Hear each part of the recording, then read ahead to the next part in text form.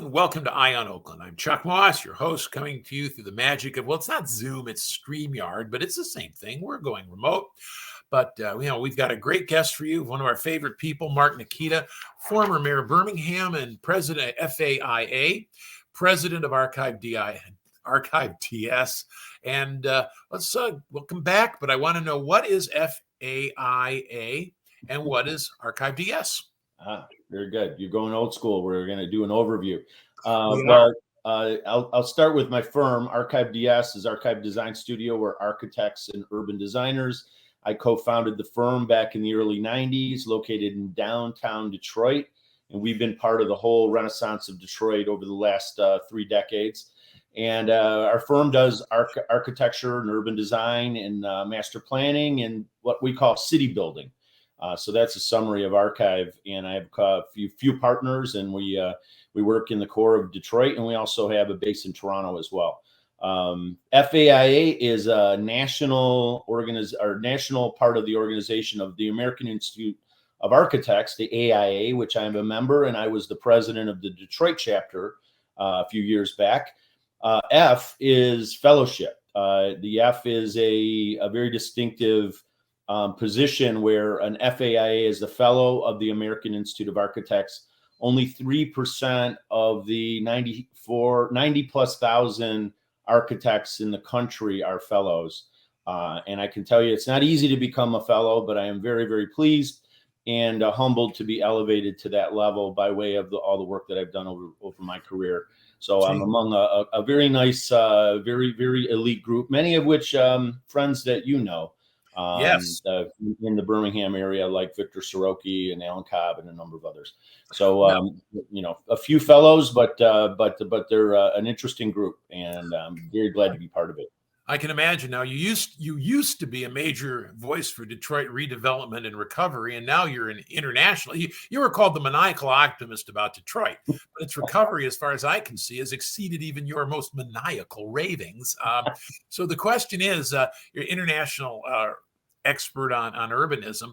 One obsession that I like, I get these, what can I say, is the idea of, for want of a better term, adaptive reuse, which is repurposing buildings. I've seen, here in Birmingham, we go through sessions where there's lots of construction, and they're demoing lots of stuff that maybe they shouldn't be demoing them. They should repurpose buildings for other stuff. We lose the built environment. Rehab, not demo. What do you, is that like valid, or am I just full of it? Am I more full of it than I ever am? Oh yeah, let's not get into that. I think we could talk about that, but I would say you're not off base by way of promoting the idea. For those who are very interested in green building, I mean, there's a lot of talk about green building and sustainability and those things in today's world. We like to say that the greenest building is the one that's already built. Which means that if you can repurpose an existing building, it's the greenest way to be sustainable, to be concerned about your resources and all of those things. So adaptive reuse is a great way to do that. Clearly, over the course of decades, in 100 years, in many cases, our buildings are, over 100 years in North America and Europe. They're 200, 300, 400 years old, and then some even thousands of years old, like the Pantheon and Parthenon and these places. Anyway, the opportunity for a building to be rebuilt with another use is really a great thing, and there's some very intriguing things that come out of that when you can do it. And it's industrial to residential, or commercial to office, or maybe to recreational, or there's all kinds of different sort of transformations. There's commercial buildings that have become schools, that become churches, all kinds of interesting things. So that is a great way to city build, as we like to say. Cities are organic, which means they sort of grow, obviously, naturally. And part of that natural growth is this idea of utilizing your resources in a different way and allowing it to mature. My firm has done a number of these projects. One well-known one downtown on Canfield Street is the Canfield Lofts, which was one of my projects. And one of our projects are adaptive reuse, a 1920s industrial building, which is now 35 lofts and retail. and we added a third floor. We also did the Baltimore Station up the street, which is another adaptive reuse, and a number of other projects of that sort. So there are a lot of examples of that in Detroit, a lot of examples even here in Birmingham at the rail district, some adaptive reuse buildings. So it's a great, I mean, the Eaton Street station, the train station is adaptive reuse, and that's a great example as well. So it's a great way to city build, and we strongly advocate for that. And there's in the outcome oftentimes is very, very intriguing and a great asset to the community. Well, our area has this rich architectural heritage, the built environment, if you want to call it that. There's a lot that's decayed, but a lot that's been saved is fabulous. And the I don't know what we call it, the Panera, the whatever the building is at Old Woodward and Maple that they saved, and that is just fabulous. Yeah. And a few years ago they would have just blown it and put something new in. Now, that, just to be clear, that is actually more of a restoration project and less of an adaptive reuse, because it was originally a commercial office type of building, and now it's been essentially reestablished as it was historically, meaning restored back to what it was, and now repurposed for the future. So a little different than adaptive reuse, but more of a preservation type project, but clearly a phenomenal project and redo, and it looks awesome, and it's a great asset for the city now. Well, they saved the book Cadillac, the downtown structures, the Metropolitan building, that's almost just around the corner from the Opera. I know a lot about, and there were trees growing in it, and now it's got that fabulous rooftop bar. I mean, that you save that stuff. And I know there's like the old Packard plant, that just demolition by neglect, but there's so much else there. They're saving industrial stuff. I just hate to see us demo everything. I love cities being dynamic, but you have to, just blow everything. And in the neighborhoods too. I mean, I saw a fabulous little building, little neighborhood house that they've rehabbed instead of just knocking it. Love to know if we can somehow encourage that without just hobbling all the development with a whole bunch of regulations that make it impossible for anybody to build anything, and then we get left in the dust. How would one incentivize that other than coming in and becoming the design police? Right. It's a very interesting and concerning kind of mix. We like to see investment in community. We like to see houses upgraded so that they address some of the current interests and needs of the buyers, so that you can encourage people to come and invest and move to your city.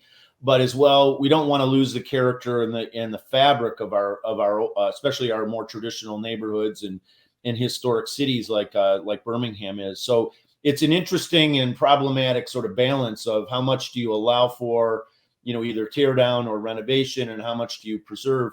It's very difficult, and of course, as you know, legally concerning and difficult to slap a moratorium on development, and it's also very difficult to increase your restrictions to the point where it creates a property restriction on your own property, so that you can't do certain things. I mean, that's very unpopular and difficult to put in place. So the alternative to your point is how can we then, instead of it's sort of a carrot and stick idea, instead of the stick sort of mandating that we create a moratorium, we can't do any development or enhancement of historic properties or older properties. Which one do we select? Which ones don't we select? It gets very complicated, and it becomes a legal issue. And oftentimes those things will end up in court and become a real problem. So the alternative is, how can we create more of a carrot than the stick? And that's incentives, or maybe awareness. And maybe it's partly, and one of the approaches that we've taken over the years is bringing more awareness to the potential of an older property, so that you can see the character come out with a renovation or an addition or a rehab or an enhancement of some sort. So in the end, you have something that is actually a real asset, and it's unique. It's not just another, new house that was built on a property that was torn down, but it's totally unique, a house that's been added onto that has character from old, but maybe some new things. I mean, I think those are great houses and great assets. I have one myself. I have a nearly century-old house that I've added onto a couple of times and renovated and added new elements, like the one I'm sitting in now, which is a loft studio above my garage, which is brand new. But I have a 100-year-old house 40 feet away that has historic elements that go back to 1924. So those are in my house would be 100% unique. There's absolutely no other house like it because it has this sort of eclectic growth and organic growth that has happened over the years. Those things, I think the more we bring awareness and the opportunity that you can have the current day great things that you need in a market rate house or a market type house, a house that's up to date by today's standards, but still has the character and uniqueness of a historic property. I think more we can raise awareness to that and bring attention to that and do that as opposed to tear down and scrape it and build new. I think the more we can save our neighborhoods, the character and all that. And people have to be aware that that's an option and that's a real option. You mean that's not a 1920s library there? It no, certainly this is a 15-year-old library. My old library is in the house, which is actually a 1920s library. Well, I have multiple libraries. We're sitting in an adapted reuse of the garage. The garage, right? From our house, which was built in 1926. So we will be hitting the 100-year mark very soon as well. Yep, I'm just ahead of you. Mm-hmm. Yes.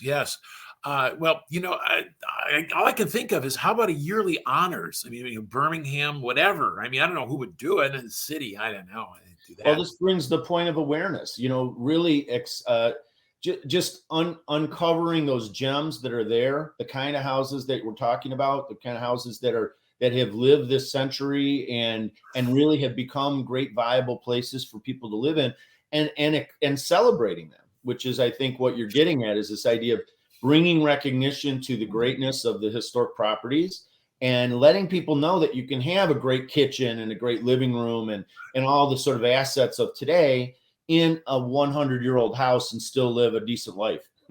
Who would we do that? I mean, who would do? I mean, I'm just wondering. I mean, in the old days, we had things called newspapers that might be interested in that, but I don't know. Maybe Dave Hohendorf at downtown. Maybe, I don't know. There's advertisers like that. Who knows? I don't know if I'm in good with him right now or not. But the thing is that I just like the idea of incentivizing so that it isn't just the default is, oh, look, old house, knock down, build new. Yeah. It's destructive to the fabric. And I'm with you. For one thing, I think it would be a taking legally to just tell people,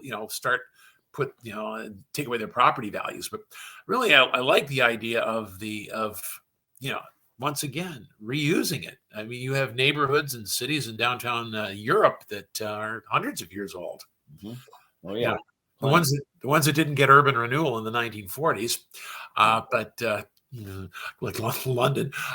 So anyway, we're going to take a break here. We're talking with Mark Nickita, FAIA, who's the president of Archive DS, former mayor of Birmingham, in which many of your theories were put into place in your years there. And geez, maybe we can still use you. Chuck Moss, and don't go away. We'll be right back here on Eye on Oakland.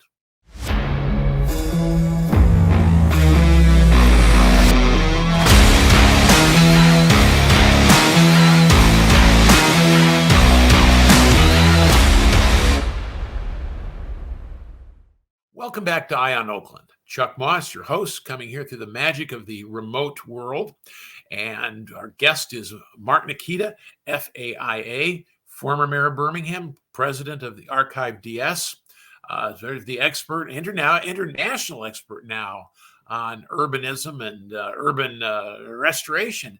You were called the maniacal optimist about Detroit, and now it turns out you weren't even seeing the half of it compared to what it is now, and it has certainly lived up to anything the most maniacal optimist would have wanted. So, but we're talking, since here we are not in studio, we're doing it remote. So are a lot of people. I have a question about. We were talking about reuse before, but the adaptation of office property to the post-COVID, post-Wuhan can world, I was looking at a year or so ago that what are we going to do with all the office? Is that still an issue, or are people coming back, or how's that going? Well, I have a very distinctive perspective on that I think a number of people share, and it was actually solidified recently when I was at the Birmingham Bloomfield Chamber breakfast just I think a week ago or something. That they had a couple of people there talking about the future of office and the future of our businesses and how it was one of those economic forecast things. I think you were there. And what we saw was, a number of comments about the office market and where it's going. And really it just solidified my view on where it's going. So I think my view is getting a little bit clearer, and I think aligned with what's actually happening. And what I think is going to happen is that we're going to have clearly a reduction in the overall amount of office space that we're using in, say, the metro region, but this is true of other metros as well. Has nothing really to do with Detroit any more than it does, Cleveland and Chicago and any other city. So this is a general reduction that will likely happen, just because I think there more and more there's going to be a hybrid of businesses that are going to have some level of on-site, some level of virtual work, and some need that'll be a bit less than what they had. But I think that the idea that we're going to get rid of office is not really, in my mind, going to happen. I also think that there are going to be sort of winners and losers of office market locations.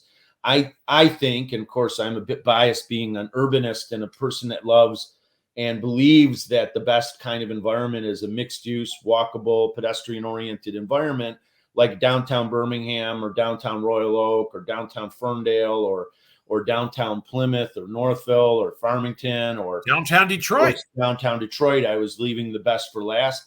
The big downtown Detroit, of course, where my office is, and I have a long-term interest in seeing it successful.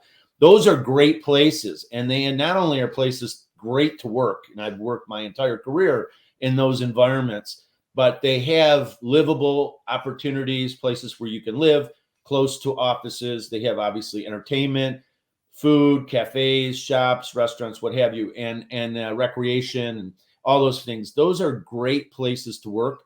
Increasingly, younger people want to be in those places. The younger workforce wants to be in a downtown Detroit. They want to be in a downtown Royal Oak or Birmingham. And what I'm hearing from some of the landlords in Birmingham, for example, is that they are seeing a very strong interest in the office market to some degree, where they have waiting lists for the offices that are wanting to move into Birmingham, which actually have opportunities now where there's been some juggling of spaces, some smaller spaces, but then there's room for more people to come in and more offices or more businesses. So I think that the winners are going to be these office buildings in these walkable, pedestrian, urban environments, like I mentioned. I think the losers are going to be offices in places that aren't connected to things, that are on highways, that are surrounded by parking lots, that are in suburbs that don't have the synergy of live, work, and play. They don't have the pedestrianization. As my friend Jim Kunstler likes to say, there's no there. And those places I think are going to struggle. And what you're getting at with what do we do with office buildings that might start to lose their luster is we're going to see adaptive reuse, which some of them that will go. But I don't think it's necessarily going to go to office. We're already seeing the building on Northwestern Highway, the Plant Moran building, which was a Class A building when it was built, and it was the Detroit headquarters of Plant Moran. It's now going to be a storage facility. They're going to convert it. This was in Crane's Detroit Business a couple months ago. They're going to turn that 3-story building into a storage facility. I mean, that's a Class A building, but it's not in a location that really brings a lot of interest in it. It's a tired building. It needs a lot of investment. So this is where that's going. And there are a number of examples of that. And frankly, lastly, I would say the conversion from office to residential, which that seems logical and likely in a lot of cases, and it will be likely in some cases, but it's also a challenge in a lot of these buildings because, frankly, the building footprints, the floor areas and the way they're designed aren't necessarily set up to be residential type buildings, simply because of the way that they're laid out. There's a certain way and dimension that you have to use to do residential, and it doesn't work always with a lot of different buildings. So those buildings are going to have to be reused in a different way, partially demolished or fully demolished for a redevelopment of a different sort. Well, the downtowns, this is, I think you were the one who said this. I was asking about this over a year ago, was the downtowns will be okay. The Birmingham, Detroit, Royal Oak, what about, Troy, Southfield, Bingham Farms, that big complex on Telegraph Road around 13. I don't know what the heck you can do with that other than, offices. And I don't know why would you want to live there? If it were, you want to convert that, you're still living in an asphalt jungle. It just seems the downtown's great, but the other ones are going to struggle. And so and that is exactly how I'm seeing things turn out. And, we don't really know for sure. So I would just put the point out there that this is an evolving issue and is an evolving circumstance. Obviously, the COVID situation is very unique, and it's something we haven't dealt with in our lifetime. So we don't really know how this is all going to plan out. But that's where I originally thought we were going to likely go a year ago when we spoke about this. I've been thinking about this for a while. That's been my take, and it's starting to look like that's where it's going. But I would say that nobody really knows for sure, and it's still kind of up there to see how it'll pan out. Well, there's one big loser, of course, and that's the malls. The malls are basically gone with the wind, except for Somerset, of course. But even there, the Brooks Brothers is gone and brokenhearted. But the malls, they were basically, as in my view, they were fake downtowns. They were there when the real downtowns made themselves less attractive there, and less places for people. And they're part of an historic thing. And as the downtowns came back, the malls became less attractive. And we've seen malls. If you told me 10 years ago they're going to tear down, although Lord knows Northland was ripe for it. That should have been adaptive reuse, but they didn't do it. The one out by north of 59, was it Miracle Mile or around across from there? That's Summit Place, right? Yeah, Summit Place. That's right. That they would just be gone. I can see Oakland Mall going down. Yeah. They're kind of gone with the wind, aren't they? Well, I think malls have been declining for quite a while now, and if you pointed out a few, their Wonderland Mall repositioned itself years ago. Tel 12 Mall repositioned itself years ago. Northville's been declining and has been closed for a long time. Summit Place has been closed for a long time, actually. Many, many years. So this isn't a recent trend. This is an ongoing trend that's been happening now for quite a while, maybe even close to 2 decades, where we've seen declines. And now we're seeing a number of other malls in the region that are declining. And this is national. This is, there's reports of 2,000 to 3,000 malls and probably more now that are either on a serious decline or already closed and already being repurposed.